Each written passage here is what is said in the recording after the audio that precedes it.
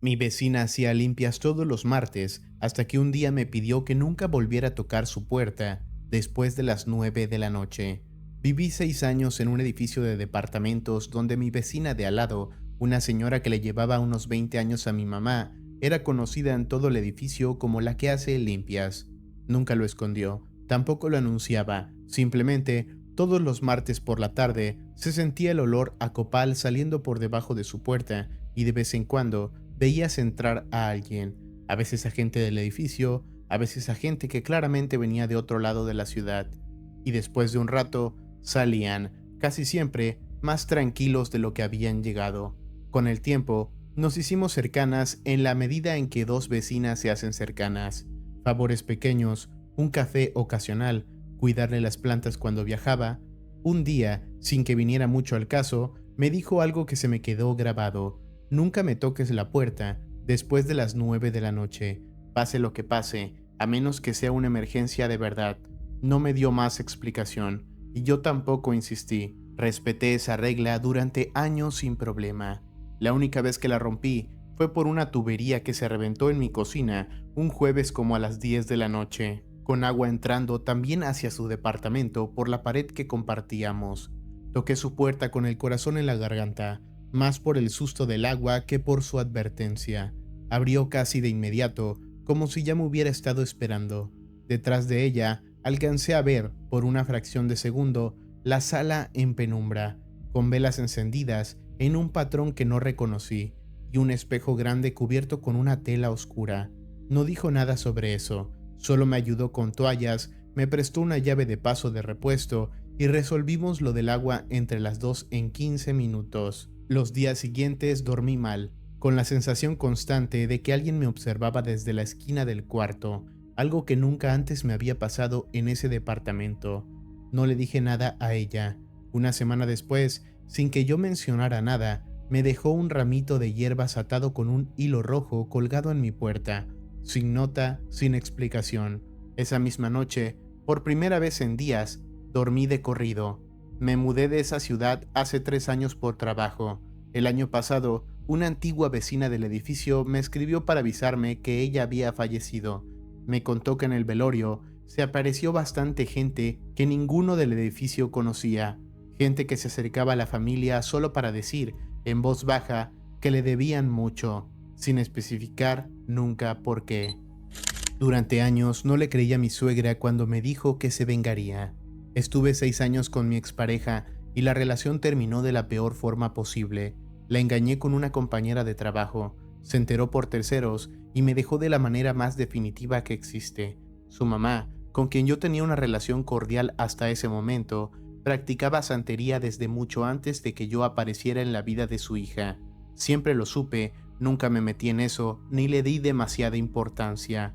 El día que fui a la casa a recoger unas cosas que todavía tenía ahí, mi suegra, ya ex suegra, me dijo sin gritar, sin drama, con una calma que en su momento me pareció más perturbadora que cualquier grito: vas a entender lo que se siente que te quiten algo que quieres sin que puedas hacer nada. Lo tomé como una frase típica de una madre dolida y me fui sin darle más vueltas. Los siguientes 8 meses fueron, sin exagerar, la peor racha de mi vida adulta hasta ese momento. Perdí el trabajo por una reestructuración que nadie vio venir. La relación que empecé después, con la persona con la que la había engañado, se cayó a pedazos en menos de 3 meses. Tuve un accidente menor en la moto que me dejó con la pierna enyesada durante semanas, justo cuando más necesitaba trabajar para pagar deudas que se me habían acumulado. Racionalmente, sé que nada de esto es inusual para alguien que atraviesa una separación fuerte, sumada a mala suerte laboral. Se lo he explicado así a varios amigos que me han preguntado por qué sigo pensando en esto años después, pero no puedo evitar recordar esa frase exacta, dicha con esa calma exacta, cada vez que algo me sale mal.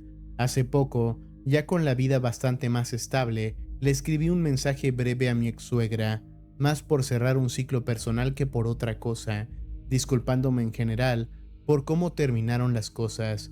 Nunca respondió. No sé si eso significa algo o simplemente que no tenía nada que decirme, y probablemente nunca lo voy a saber con certeza. De niño, Vi algo en el patio del brujo de mi pueblo que nunca pude olvidar. Crecí en un pueblo pequeño donde había un hombre al que todos llamaban el brujo, aunque nadie usaba ese apodo en su cara. Vivía solo, al final de la calle principal, en una casa con un patio grande cercado por un muro de piedra que nadie de mi generación recordaba haber visto por dentro. Los adultos hablaban de él con una mezcla rara de miedo y respeto. Algunos decían que había curado a gente que los médicos del pueblo cercano ya habían desahuciado. Otros contaban que también sabía hacer cosas malas si alguien le pagaba lo suficiente para eso. De niño, con dos amigos de la cuadra, nos retamos a asomarnos por encima del muro un domingo al atardecer, cuando se suponía que él salía a caminar a esa hora. Ese domingo no había salido. Alcancé a ver, apenas un segundo antes de que mis amigos me jalaran hacia abajo del susto, un círculo trazado directamente sobre la tierra del patio, con velas en los bordes ya casi consumidas, y al hombre arrodillado en el centro, de espaldas a nosotros, con los brazos completamente extendidos hacia los lados. Lo que más se me quedó grabado, más que el círculo o las velas, fue que había algo moviéndose en el borde de mi visión, justo afuera del círculo, algo bajo y oscuro que nunca logré identificar como un animal. Antes de que mis amigos me bajaran del muro casi a la fuerza, corrimos los tres sin decir una sola palabra hasta llegar a mi casa. Ninguno volvió a mencionar el tema entre nosotros, ni siquiera de adultos, las pocas veces que hemos vuelto a coincidir en el pueblo por bodas o funerales. El brujo murió cuando yo tenía como 15 años, ya de forma bastante normal, de viejo. Su casa sigue en pie, ahora completamente abandonada, y aunque han pasado más de 20 años, todavía hay gente en el pueblo que cruza la calle para no pasar frente a ese muro. Mi compañera de cuarto en la universidad decía ser bruja y una predicción suya se cumplió exactamente como le dijo. Compartí cuarto de residencia universitaria con una chica que practicaba, según sus propias palabras, brujería tradicional, heredada de su abuela. Tenía un altar pequeño en su parte del closet, hacía tarot casi todas las semanas y aunque al principio yo era bastante escéptica, nunca se sintió como algo forzado ni performático. Era sencillamente parte de su rutina, como otros rezan o meditan. Un jueves por la noche, mientras estudiábamos, sacó unas cartas solo para distraerse, según dijo, y en algún momento se quedó callada viendo una de ellas más tiempo de lo normal. Le pregunté qué pasaba y me dijo muy seria, algo que no esperaba, que sentía que alguien cercano a mí, un hombre mayor de mi familia, iba a tener un problema de salud fuerte antes de que termine el mes y que debería llamarlo pronto sin decirle por qué. Le llamé a mi papá esa misma semana y todo estaba normal. 22 días después, casi al final exacto del mes, mi papá tuvo un infarto que por poco no cuenta. Mientras manejaba de regreso del trabajo, sobrevivió, se recuperó bien con el tiempo, pero la fecha, el mes, todo coincidió de una forma que hasta ahora no sé cómo procesar del todo. ¿Tu compañera te dijo en su momento algo más específico? ¿Tipo qué carta era exactamente o qué significaba para ella? ¿O solo fue la sensación general de algo va a pasar? Sí, eso es justo lo que más se me quedó grabado y que no había mencionado. La carta era literalmente la que en el tarot representa el hombre mayor de la familia, según como ella lo interpretaba, invertida junto a otra que asociaba con hospitales. No fue una sensación vaga, fue algo bastante específico desde el inicio y por eso le hice caso tan rápido. Seguimos siendo amigas hoy, aunque ya no vivimos cerca. Nunca ha vuelto a hacerme una lectura tan directa y honestamente creo que ninguna de las dos lo ha buscado a propósito. Encontramos un muñeco de trapo con alfileres escondido en la casa que rentamos. El dueño anterior, según nos dijo, practicaba brujería. Rentamos una casa vieja hace 2 años, de esas con mucho carácter pero que necesitaba varias reparaciones.